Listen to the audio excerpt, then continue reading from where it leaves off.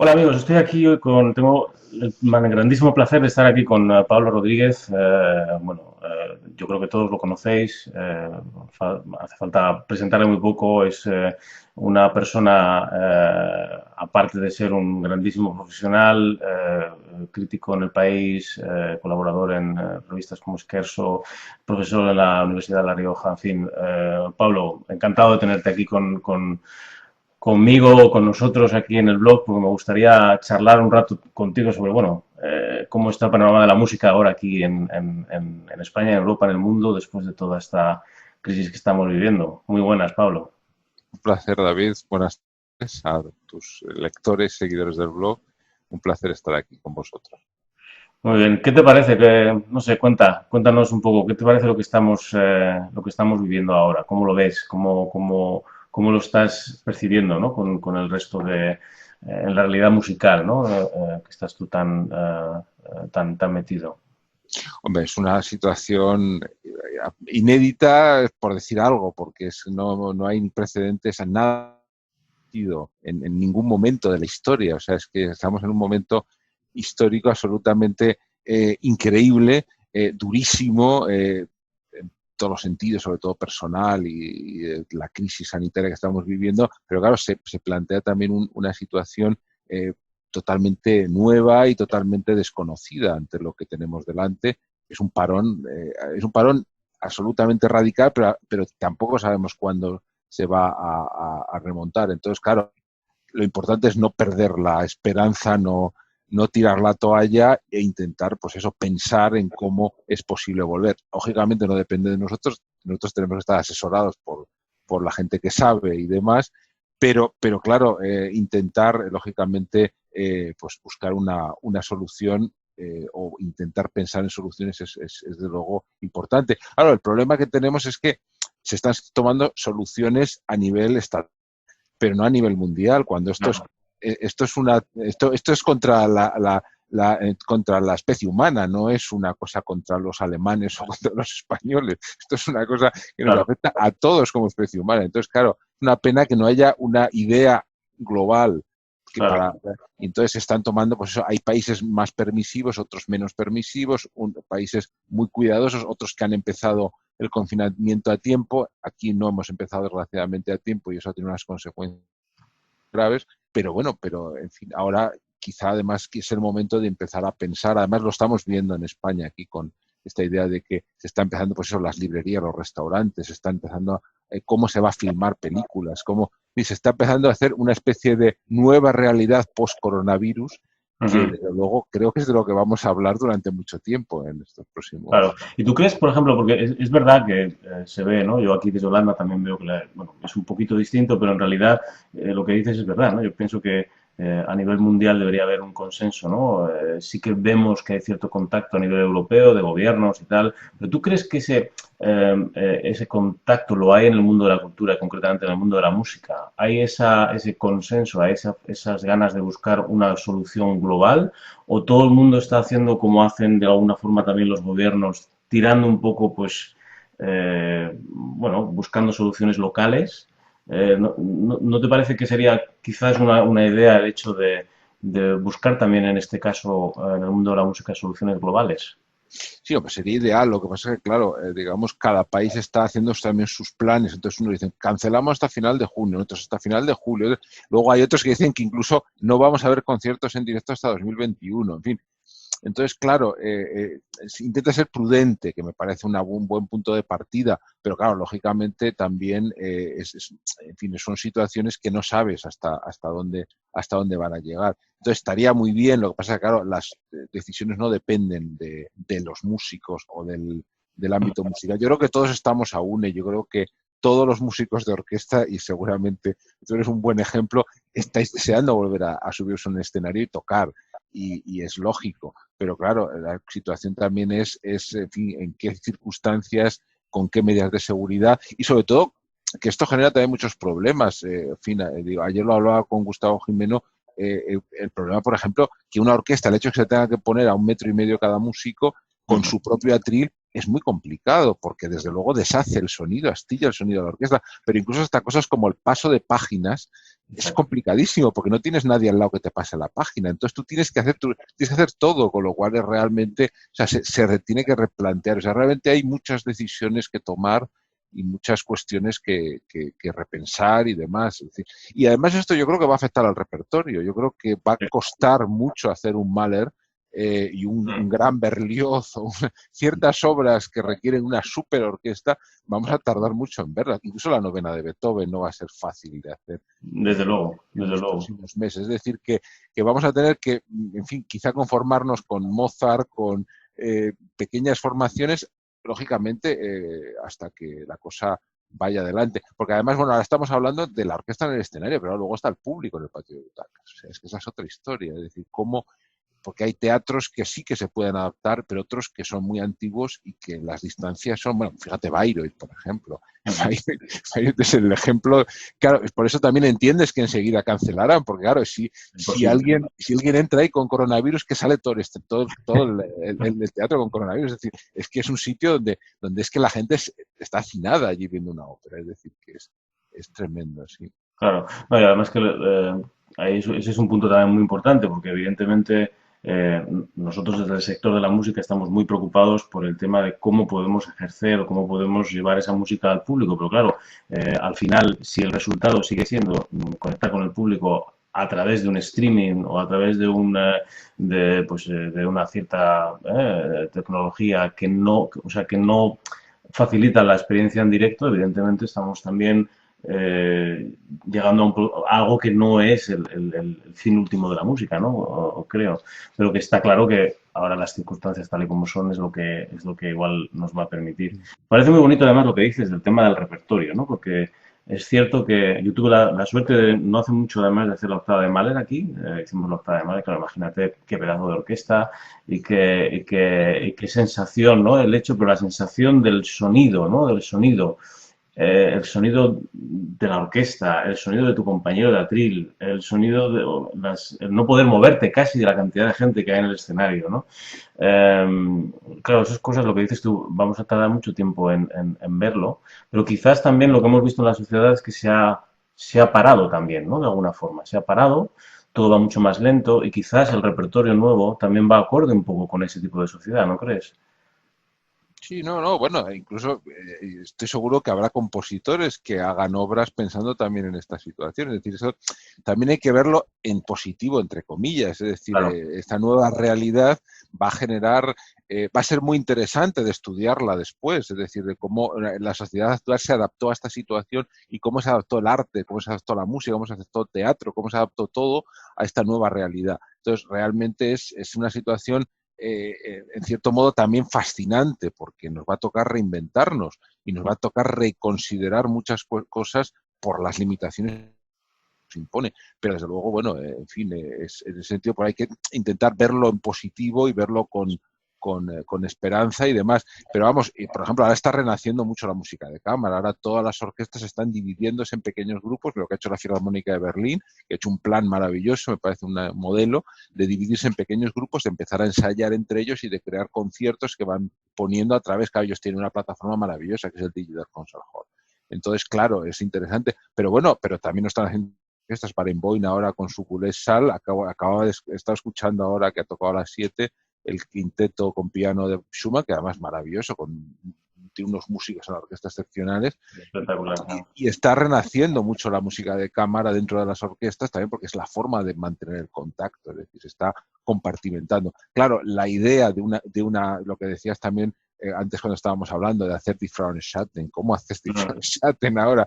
Que es la partitura operística de más orquesta que hizo Strauss, con no sé si son 139 músicos, Sí, es una barbaridad. sí, Entonces, es realmente impensable. E incluso la ópera va a ser muy complicado también, porque la ópera está en un foso y los lugares tan cerrados son muy peligrosos, claro, hasta que no esté completamente controlado todo esto. Entonces, en fin, va a ser en fin, un proceso en fin, complejo, pero bueno, pero yo creo que es importante volver a recuperar el directo, porque el stream es maravilloso, es muy, pero no es una solución, es decir, en no, absoluto es una solución. Es no. un medio muy útil, como son los discos, pero claro, pero uno no puede alimentarse solo de streaming y de discos.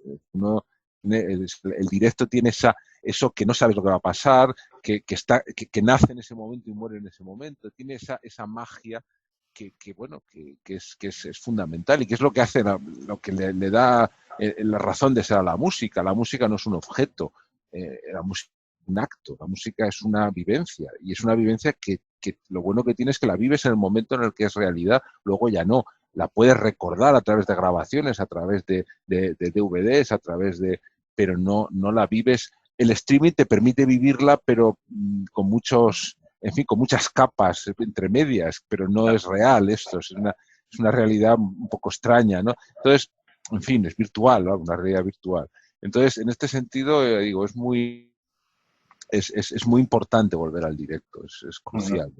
¿Tú crees que la tecnología, o sea, las orquestas, por ejemplo, orquestas o instituciones que de alguna manera antes de esta crisis estaban, como has mencionado la Filarmónica de Berlín, por ejemplo, un ejemplo fantástico, llevan ya muchos años siendo pioneros en esta forma de transmitir su música, me ha parecido siempre una forma muy inteligente también de llegar a otro tipo de público y de tal. Y ahora te das cuenta que están más preparados que muchas otras orquestas que no hicieron en su día inversión en ese tipo de tecnologías o al menos experimentación, ¿no? ¿Tú crees que esta crisis va a favorecer a este tipo de instituciones o de alguna manera estamos todos en la misma línea de salida y la creatividad, el que más eso va a ser el que más va a poder salir adelante? ¿Tú cómo lo ves esto? Hombre, yo creo que el streaming no va a sustituir nunca al directo, o no debe sustituir nunca al directo. De hecho, fíjate cómo nació el Digital Concert Hall. Nació en una gira por Asia de la Filarmónica de Berlín, donde en un concierto que dieron en China se quedaron 11.000 personas fuera porque no tenían sitio para entrar. Entonces empezaron a decir, ¿y por qué no hacemos algo para llegar a más gente? Entonces así nació el Digital Concert Hall. Entonces esa idea la idea es maravillosa, llegar a más gente, pero claro, pero tú necesitas tu público, porque Claro, además sin público no hay concierto. O sea, claro, esto además ahora que se dice el peligro es el público. No, es que sin público no hay exacto, representación. O sea, exacto. no puede haber o sea, es decir, además es que hoy que estás viendo estos conciertos sin público, es una situación increíble. Ya, Termina el concierto y la orquesta no sabe qué hacer, ya, porque no hay ruido, no hay nadie. Entonces, esas son situaciones realmente en fin, chocantes, por claro, decirlo con una palabra amable, ¿no?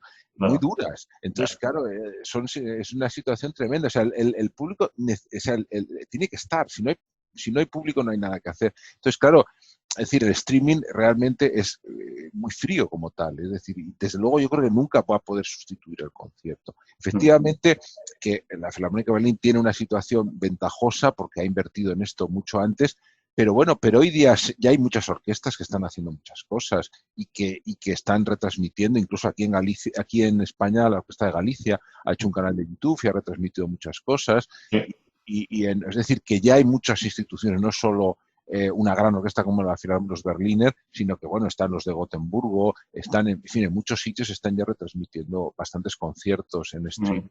Y es una cosa bastante fácil. Tú que sabes de técnica, en fin, no requiere una no, infraestructura muy complicada. Entonces realmente es relativamente fácil.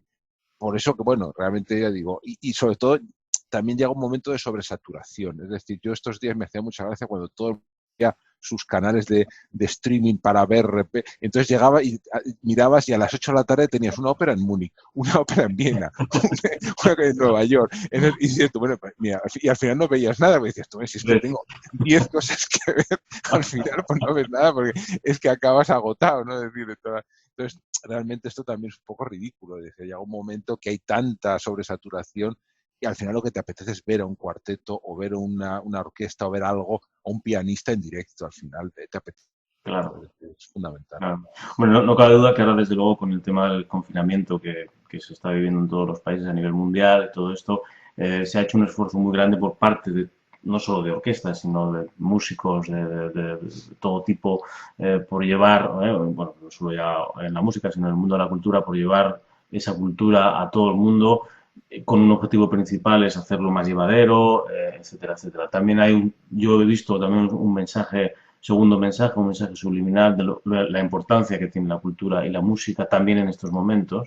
El único peligro que veo yo, y te quería preguntar sobre esto, es que concretamente estoy viendo cada vez más montajes de músicos que se ponen a grabar a través de internet, etcétera, etcétera. A mí concretamente hace poco me ha contactado, que lo contaré no dentro de mucho tiempo, una orquesta de muy lejos además, que no puedo imaginarme que podían contactar conmigo, también para hacer algo así, pues entre músicos a nivel mundial y tal y cual, para grabar, y todo eso está muy bien. Lo que pasa es que estoy viendo que cada vez se hace también y se ha creado una especie de competición a ver quién lo hace más complicado, a ver quién lo hace mejor.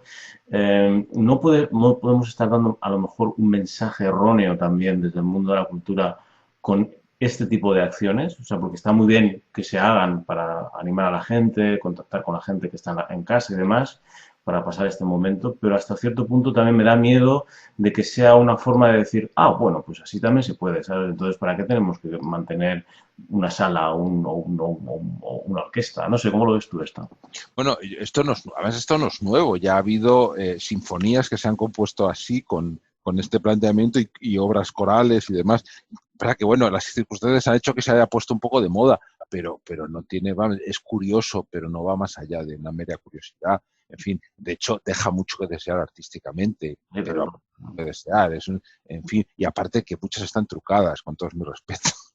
la mayoría, la O mayoría. sea que no te puedes creer que se pueda tocar así de esta manera. No, Entonces, bueno, en fin, pues es una cosa bonita, queda todas las caras de todos, cada uno en su casa, pues está muy bien, como curioso, pero ya cansa un poco, es decir, ya exacto. lo hemos visto varias veces, fue muy bonito, creo que los primeros fueron además los de Rotterdam, me parece que fue uno de los Sí, primeros. hicieron Lo de la novena de la Beethoven, Beethoven, luego exacto. lo hizo la Orquesta Sinfónica de Castilla y León aquí en España y tal. Sí, sí. Bien, en fin, muy bonito, pero vamos, que no, esto no va a ningún lado. Es decir, No, en no. este sentido hay que pensar en soluciones más reales y más posibles y desde luego para que se pueda volver a tocar y se pueda además volver otra vez a recuperar una actividad económica. Es decir, ahí también hay un problema también donde hay mucha gente que está perdiendo su sustento y lógicamente hay muchos puestos de trabajo en juego, es decir, creo que es un tema muy serio. Lo que pasa es que todo esto también al principio no sabíamos cuánto iba a durar, pensábamos que iba a ser unos días y tal, ahora claro, ahora llevamos ya 6 semanas casi de confinamiento, nos va a quedar mucho tiempo para volver a la normalidad y ya pues se impone pensar en soluciones viables, seguras, pero desde luego soluciones que permitan volver otra vez, volver a abrir los escenarios y volver a abrir los auditorios con todas las medidas posibles. Es decir, que sí, que seguramente tardaremos mucho, seguramente hasta después del verano no podamos asistir a un concierto con suerte, pero bueno, pero conviene ir pensando en soluciones en fin, Ujú. porque eso ya digo, ni es solución el streaming ni es una solución el concierto sin público. Eso no No, es no. frustrante entonces, por eso, en fin, en ese momento, vamos, además, además, hay un momento que a mí me gusta cuando a todos los artistas con los que hablo, ¿cuál fue tu último concierto antes del coronavirus? Porque es que eso va, algún día esto se va a estudiar. Y ha Sí. habido momentos realmente muy emotivos y conciertos muy especiales, sin público, con poco público, o incluso me contaba Gustavo que él no pudo dar un concierto, pero que cuando les dijeron que tenían que cancelar la gira que estaba haciendo con la orquesta del siglo XVIII, que iba a hacer una gira con música de Schumann, tocaron el concierto de Schumann por placer, Ujú. para despedirse con este Melnikov y la orquesta del siglo XVIII. Vamos a hacer el primer movimiento por nuestro placer como despedida. Y me decía Gustavo, dice, fue muy especial. O sea, Ya, había algo emotivo ahí que decía, como vamos a tardar mucho en volver a estar juntos otra vez. ya. Es decir, que todo esto también tiene su fin. En fin, sin duda esto va a marcar un antes y un después. Y aunque evidentemente que recuperaremos en un tiempo la normalidad absoluta, yo estoy convencido que volveremos otra vez a escuchar conciertos como ahora, pero digamos va a costar y va a ser muy duro y nos vamos a tener que adaptar a una serie de restricciones importantes. De hecho, por ejemplo, hacía una entrevista hace poco a Anne-Sophie Mutter, que además ha pasado el coronavirus y habla, en fin, aunque ha tenido la suerte de no tener muchos síntomas. Y Ujú. me contaba, dice, bueno, pues esto yo creo que va a ser muy habitual como pasa en Japón. Dice, yo llevo muchos años en Japón viendo entre el público mucha gente con mascarilla. claro. y al principio me parecía súper llamativo y súper extraño y demás, pero ahora me parece cada vez más normal y más seguro. Es decir, que quizá a lo mejor nos tendremos que acostumbrar a ciertas cosas extrañas, como llevar mascarilla en sitios públicos, y bueno, pues en fin, pero en este sentido es cosas curiosas, pero sin duda que tendremos que aprender a convivir con ellas. No, me encanta que seas tan positivo. Es algo además que tenemos que serlo todos y que no nos queda, no nos queda más remedio que hacerlo. No, desde luego que sí. Y ya terminando ya, concretamente ya se están haciendo, como comentabas, conciertos. Göteborg, por ejemplo, ha hecho hace poco Sí. que a través de eso tuvimos una conversación muy bonita en Facebook. Facebook. Tuviste muchísimas reacciones también sobre esa manera de tocar, ¿no? Con un metro de distancia, entre los distintos atriles y demás. Quizás sea el futuro, esperemos que no, porque como tú decías también antes, el tema del sonido de la orquesta, la experiencia, la sensación no tiene nada que ver. Y yo creo que eso también va a influir mucho en la propia experiencia del público, ¿no? Entonces, no sé, yo espero, y eso ya es un poco como colofón o como término esta maravillosa conversación contigo, ¿tú crees que los gobiernos o que la política se está, sin meternos, por supuesto, en política, sino la política en mayúsculas, ¿tú crees que la gestión por parte de los gobiernos se está dando cuenta de la importancia que tenemos en el sector, la necesidad que tenemos de apoyo en estos momentos precisamente para poder facilitar ese futuro? Yo creo que, vamos, yo hablo sobre todo por España. En España está claro que no, porque de hecho, en fin, las medidas han sido pocas y, bueno, o casi ninguna, y tirando, en fin, del ministro en este caso. No. Ha sido bastante patética la solución.